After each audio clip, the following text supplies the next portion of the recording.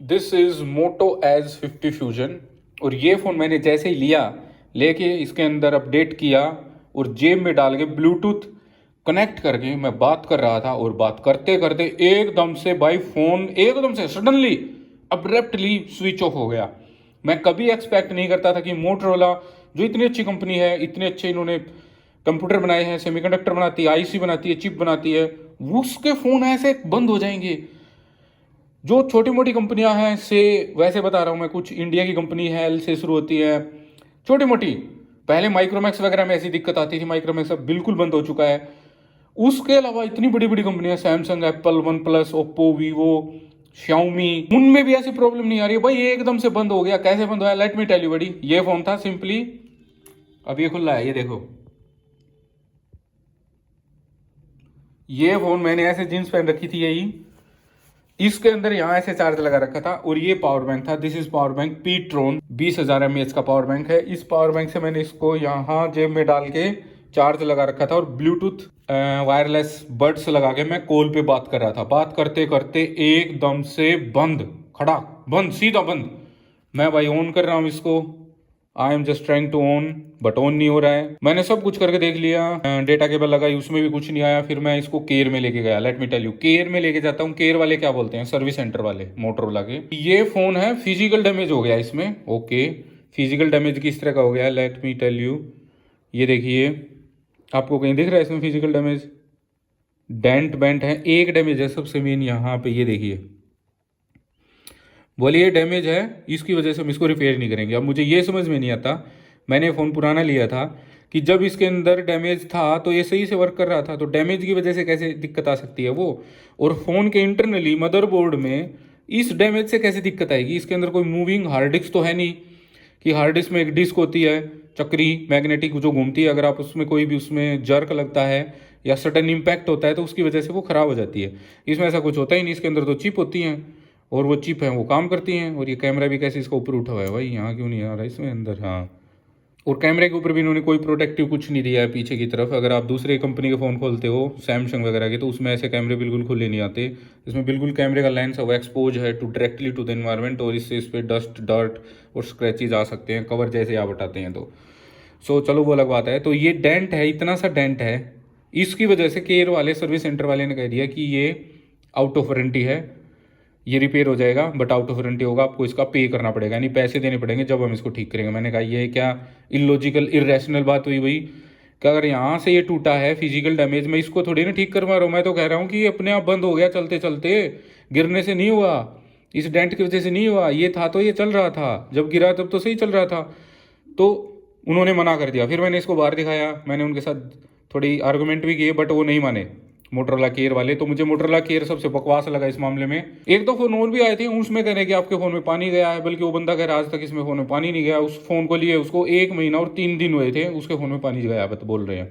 But वो जो customer है वो कह रहा है मेरे फ़ोन में कोई भी पानी नहीं गया। तो उसने भी कहा नहीं मेरा बंद करके दे दो, मैं बाहर से ही ठीक करवाऊंगा। तो सर्विस सेंटर काफ़ी बेकार लगा मुझे मोटरोला का।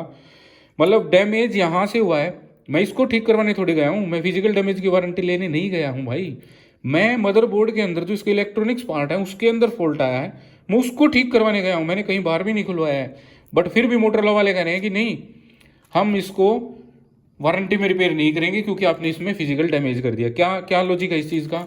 It makes no sense. ये मोटरोला की वाहियात की बात है, उनको वारंटी में ठीक नहीं करना था, इसलिए उन्होंने कह दिया। ये डब्बा इसी का है, और इसमें इसकी मैं मैन्युफैक्चरिंग दिखा देता हूँ कब की है। मैन्युफैक्चरिंग देखिए, month and year of manufacture 7/2024, यानी कि जुलाई 2024 की मैन्युफैक्चरिंग है। अभी फैब 2025 ही आया है, और इसकी वारंटी अगस्त से लेके अगस्त 2024 से अगस्त 2025 तक है। अभी तो फरवरी है 2025, तो वारंटी होने का क्या मतलब है भाई?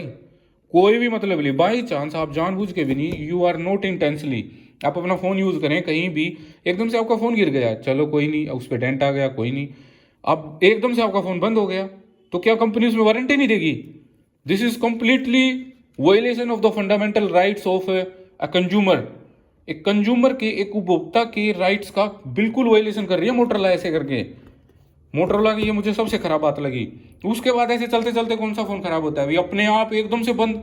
फिर मैंने बाहर दिखाया, उन्होंने देखा, बोला चलो देखते हैं क्या दिक्कत है इसमें। फिर उन्होंने कहा कि सीपीयू में प्रॉब्लम है, अगर हम देख देंगे हो जाएगा ठीक। ₹2500 के लगभग खर्चा बताया। और CPU की दिक्कत बता रहे हैं, CPU की दिक्कत है, अंदर से मदरबोर्ड शॉर्ट हो गया या CPU होगा, कुछ ऐसा ही बोल रहे थे।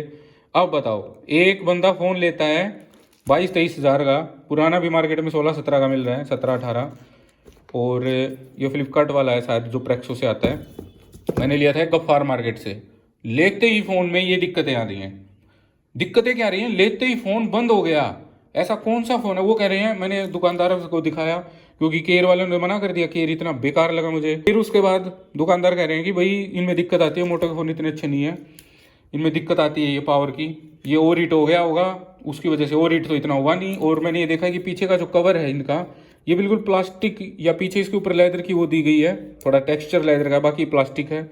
और इसका जो हीट डिसिपेशन है मुझे वो भी अच्छा नहीं लगा। इसका फ्रेम भी शायद प्लास्टिक ही है, तो इसकी हीट है उसको ट्रांसफर करने का रास्ता नहीं मिलता, क्योंकि ये इंसुलेटर होते हैं, ये प्लास्टिक इंसुलेटर होता है, हीट का कंडक्टर नहीं होता ये।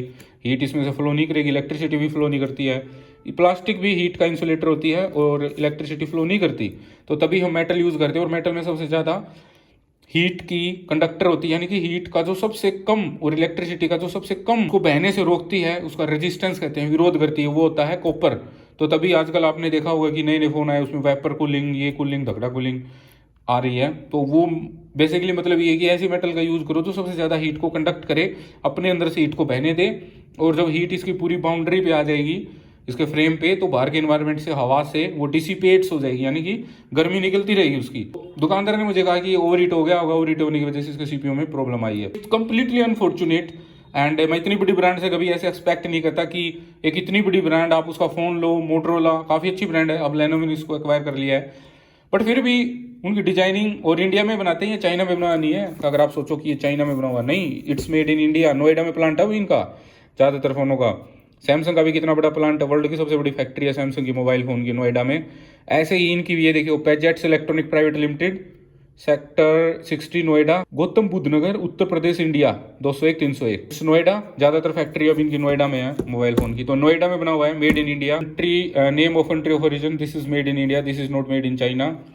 इंडिया में बना हुआ है, फिर भी ऐसे फ़ोनों में ये इतनी दिक्कत आ रही है। आई वॉज नॉट एक्सपेक्टिंग कि ये कितनी अच्छी ब्रांड का फ़ोन है, वो ऐसे एकदम जेब में डले डले ऐसे सीधा बंद हो जाएगा। तो मैं आपको यही सजेस्ट करूंगा, मोटो की जो एज सीरीज है वो बिल्कुल मत लेना। और मोटो के फ़ोन मेरे एक्सपीरियंस के हिसाब से तो मैं कभी रिकमेंड नहीं करूंगा कि आप मोटो के फ़ोन लो, क्योंकि वही इन फ़ोन के अंदर सबसे लो क्वालिटी के, मुझे लगता है, सेमीकंडक्टर वगैरह लगाए इन्होंने, कि प्रोसेसर CPU ऐसा लगाया। हालांकि इसके अंदर स्नैपड्रैगन 7 जनरेशन 2 है, क्वालकॉम कंपनी का, जो काफ़ी अच्छे प्रोसेसर बनाती है क्वालकॉम, जिसका अभी स्नैपड्रैगन इलाइट या इलीट आया हुआ है, जो स्नैपड्रैगन 8 जनरेशन 3 से एक और स्टेप आगे वाला प्रोसेसर है, स्नैपड्रैगन इलाइट या इलीट। वो काफ़ी अच्छा प्रोसेसर है। वो एप्पल के जो M3 चिप है उसको भी मात दे रहा है, जो एप्पल की मैकबुक आती है, यानी कि उसकी परफॉर्मेंस उसके इक्वल या उससे भी ज़्यादा बढ़ के आ रही है। आजकल वो लैपटॉप्स में आना शुरू हो गया है, ARM बेस्ड है। बट क्वालकॉम का प्रोसेसर इतने जल्दी कैसे खराब हो सकता है यार, ये मुझे समझ में नहीं आई, क्योंकि इतनी बड़ी कंपनी है। उसके अलावा मोटो ने जो मदरबोर्ड बनाया, उसके अंदर कंडक्टर लगाए, सेमीकंडक्टर लगाए, अलग अलग चिप लगाई, हीट इसकी मैनेजमेंट बिल्कुल बेकार लगी मुझे। और ये भी मुझे प्लास्टिक का ही लग रहा है, इसका फ्रेम प्लास्टिक का फ्रेम है, कोई मेटेलिक फ्रेम भी नहीं दिया इन्होंने, इस वजह से प्रॉब्लम आई है। सो मेरे एक्सपीरियंस के अनुसार आपको मोटो के फ़ोन बिल्कुल नहीं लेने चाहिए। एच सीरीज तो बिल्कुल भी मत लेना। इनके सॉफ्टवेयर भी बग्गी होते हैं, सॉफ्टवेयर में काफ़ी बग होते हैं, उस बग को ठीक करने में काफ़ी ज़्यादा टाइम लेंगे और उसके ऊपर इतना ध्यान भी नहीं देते हैं। सॉफ्टवेयर बगी होते हैं और हार्डवेयर भी इतना ख़राब है। अब मेरा 2500 तक का खर्चा हो गया बिना काम, बेवजह।